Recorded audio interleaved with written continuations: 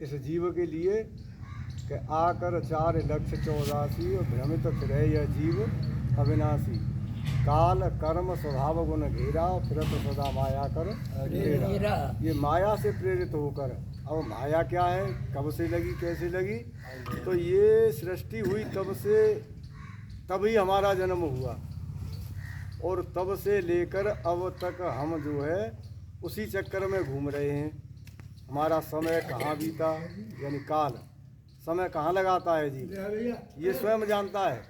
हम और आप सभी जानते हैं कि हम ज़्यादातर भाई पिछले को छोड़ दें, वर्तमान को ही देखें कि वर्तमान में हमारा समय 24 घंटे में मन कहाँ रहता है, वही आगे के लिए रास्ता तय करेगा।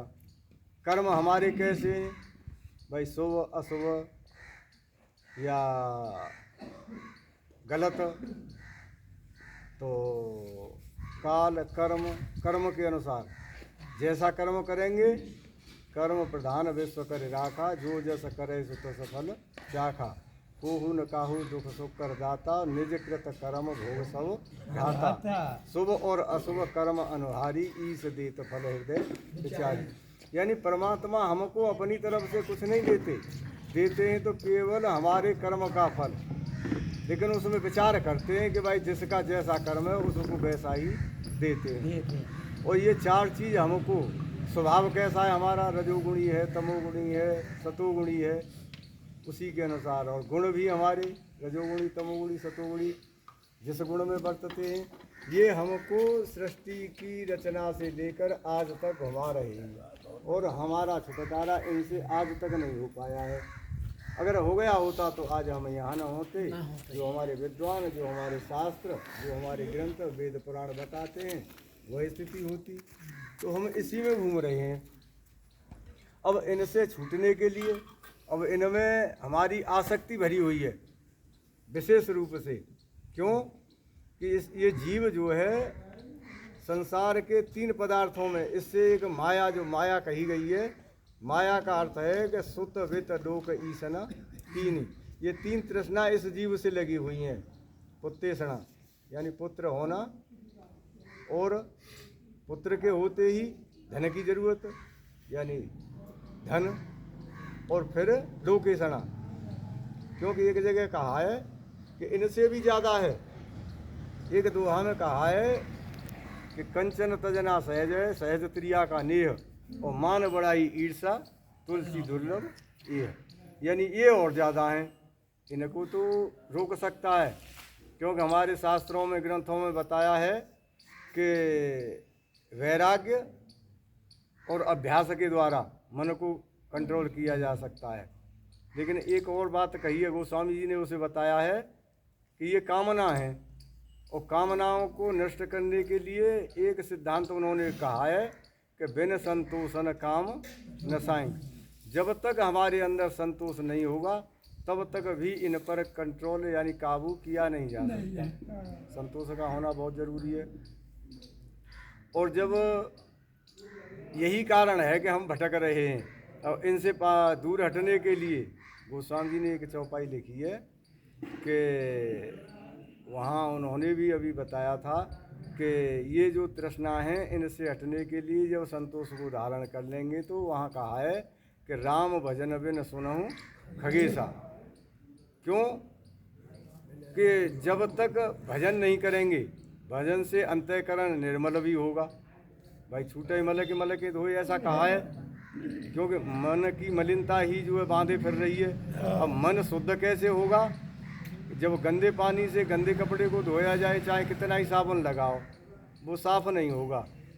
तो फिर कि मन क्रम वचन छाड़ चतुराई, जब हमारे अंदर ये भरी हुई हैं, और वहाँ कहा है कि प्रेम भगत जल बिन खगराई, जब तक हमारे अंदर प्रेम भक्ति नहीं आएगी तब तक हमारे अंतःकरण में जो मल जमा हुआ है, जन्म जन्मांतर का, सृष्टि से लेकर आज तक का अभ्यंतर मल कबू न जाएगी।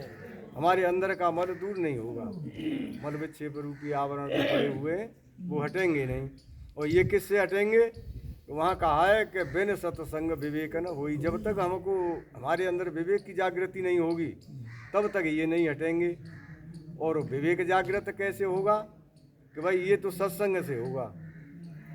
अब सत्संग से कि बिन सत्संग विवेक न होई, लेकिन अगली कड़ी जो है फिर हमको जो है दुविधा में डाल देती है कि राम कृपा बिन सुलभन सोई। अब राम की कृपा पर अब हमने पूरा भार डाल दिया राम जी की कृपा के ऊपर, लेकिन अपनी तरफ नहीं देखा कि हम किस स्थिति में हैं। फिर वहाँ गोस्वामी जी ने कह दिया है, बताया है कि मन क्रम वचन छाड़ चतुराई। जब तक हमारे अंदर अपनी चतुरता रहेगी तब तक परमात्मा हमसे बहुत दूर है। भाई द्रौपदी यानी हमारा एक जगह ऐसा कहा है कि हमारी स्थिति अपने पदार्थों में लगी हुई है, स्त्री पुत्र धन संपत्ति जमीन जायदाद गाड़ी घोड़ा में लगी हुई है। और अब इनसे छुटकारा कैसे मिलेगा? तो मन क्रम वचन छाड़ चतुराई, यानी द्रौपदी जब के भगवान श्री कृष्ण की बहन थी और उसके ऊपर संकट आया तो उसने क्या देखा कि मेरे गुरु और कुलगुरु और पितामह और मेरे 5 महारथी पति ये मेरी रक्षा करेंगे, मेरी बेइज्जती नहीं हो सकती। अगर इनसे भी बात नहीं बनी तो मैं जो है अपने हाथ और दांतों से साड़ी जकड़ लूँगी। लेकिन जब दुशासन उठा तो वो जिनके ऊपर भरोसा था सबकी गर्दन झुक गई, और जब झटका लगा तो हाथ और दांत भी सहारा छोड़ गए। तब वहाँ द्रौपदी ने कहा कि मेरा कोई न सहारा बिन तेरे गोपाल कन्हैया मेरी। तो ऊपर को हाथ खड़े कर दिए, फिर नहीं पकड़ा साड़ी को, जब ऊपर को हाथ खड़े कर दिए पूर्ण रूप से जो है शरण में आ गई। तो भगवान श्री कृष्ण कहीं दूर थोड़े ही थे, क्योंकि भगवान शंकर की वाणी है कि हरिव्यापक सर्वत्र समाना देश काल देश विदेश माई, कहो कहाँ जहाँ प्रभु नाई, सब जगह मौजूद हैं। तो क्यों नहीं आए? कि उन्होंने देखा था कि ये जो है अभी संसार में और संसार के पदार्थों में भटक रही है, जब मेरी तरफ आएगी मैं रक्षा कर दूंगा।